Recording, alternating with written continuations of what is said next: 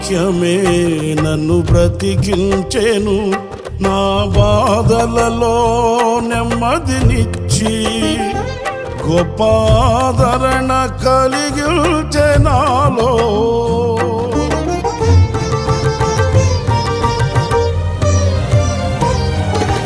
మన్నైనది మన్నైపోవునని నన్ను జీవాత్మతో నింపి నీవు నీ రూపుగా నన్ను మార్చినావే.